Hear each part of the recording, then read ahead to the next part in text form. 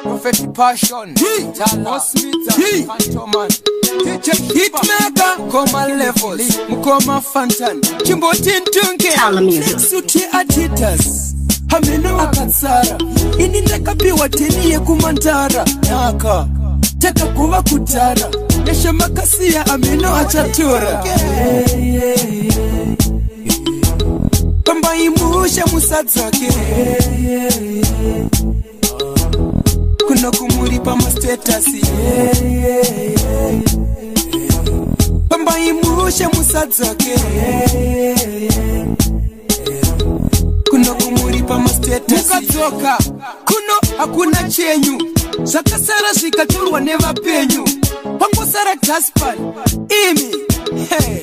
Nekabare munyu Tiko here kuna mtarandunge Kana adikoko itaimu mupike Makasogona here mutaratuku na save Ivavushua msava tipe Pamba imusha musadzake Kuna kumuripa ma status Pamba imusha musadzake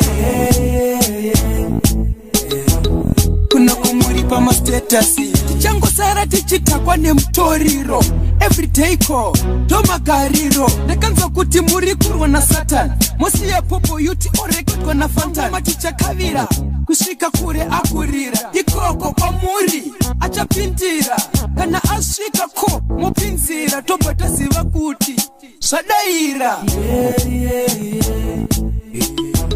Pamba imusha musadzake Kuna kumuripa ma status Pamba imusha musadzake Kuna kumuripa ma status Mukadzoka kuno hakuna chenyu Zakasara zikaturwa neva penyu Pangosara gaspan imi Nekabare munyu Tiko here kuna mtarandunge Kana arikoko itaimu mupike Makasogona here mutaratuku na save Ivavushua msava tipe Pamba imusha musadzake Kuna kumuripa ma status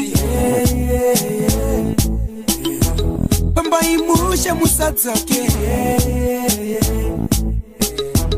Kuna kumuripa ma status Pamba imusha musadzake Kuna kumuripa ma status Pamba imusha musadzake Kuna kumuripa ma status Tala music.